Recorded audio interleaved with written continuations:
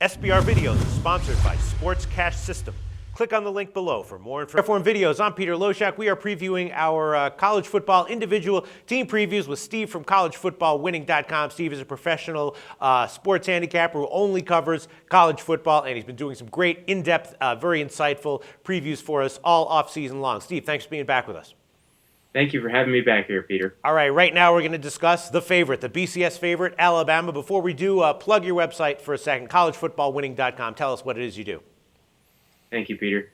At collegefootballwinning.com, all we do is college football 365 days a year. We're looking at betting analysis only for college football. We offer a 100% money-back guarantee for the entire season, not just on individual games, for the entire season. So if a client doesn't go over 52.38%, that's the break-even point in the 11 to 10 betting world, then if they opt for the money-back guarantee, they can get all their money back that they paid with us.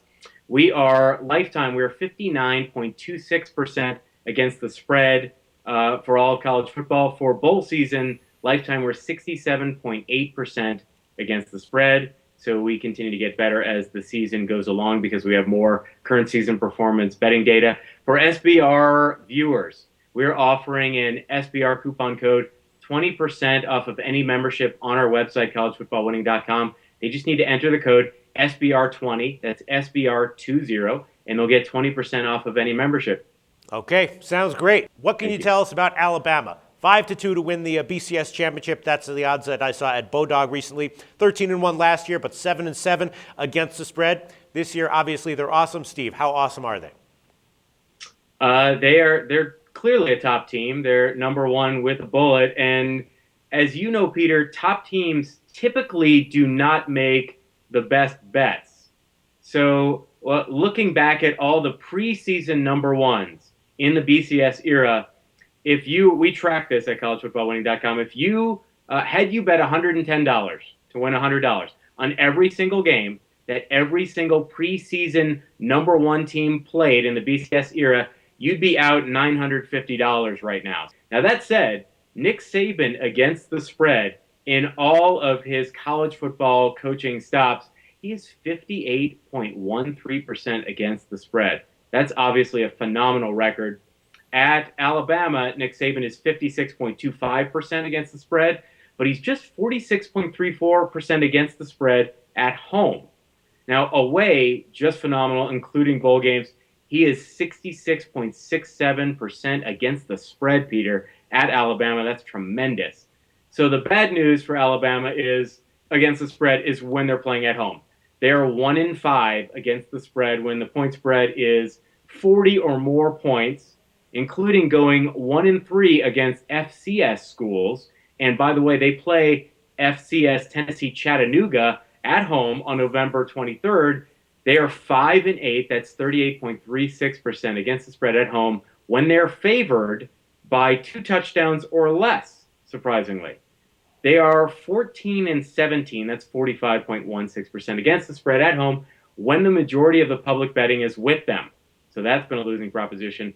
They're 5-8, once again, 38.36% against the spread at home when they're getting more than 70% of the public betting with them at home. So watch out for public betting in Alabama at home.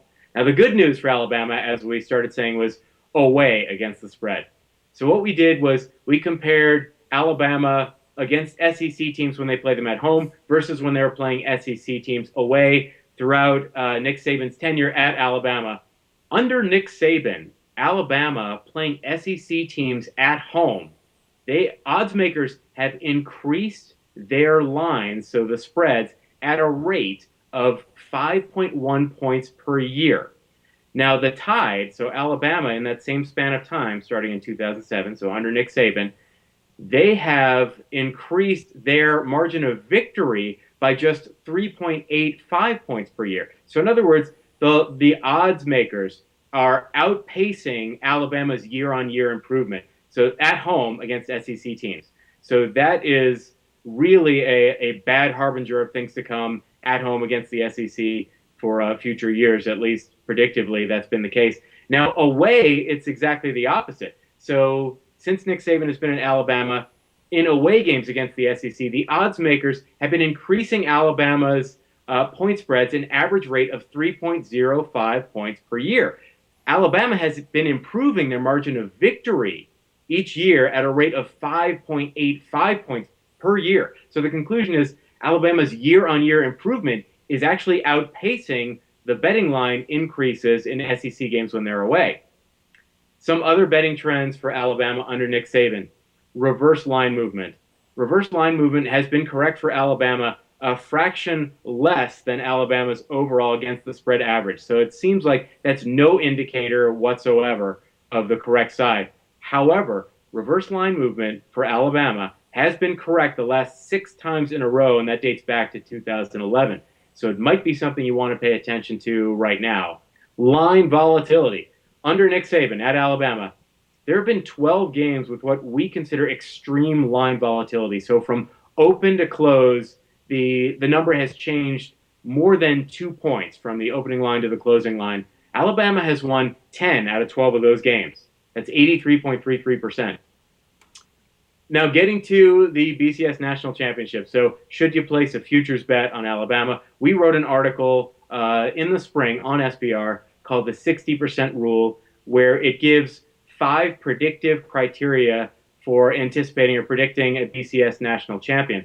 Number 1, so the 5 predictive criteria: you need to have an upperclassman quarterback. Obviously, Alabama does, and senior A.J. McCarron. He's already won 2 BCS titles. He had the highest quarterback rating in 2012.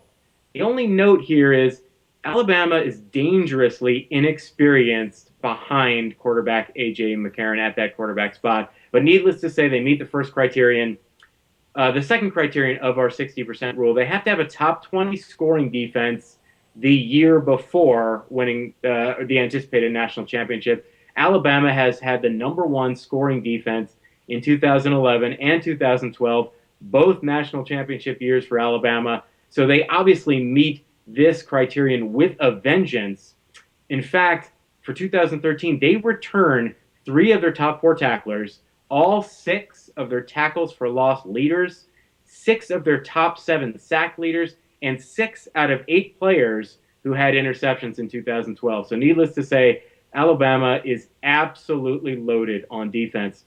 The third predictive criterion, preseason top 10 ranking. Obviously, Alabama's number 1 by far. The fourth predictive criterion, membership in the SEC. Alabama is a founding member in the SEC, so obviously they meet that.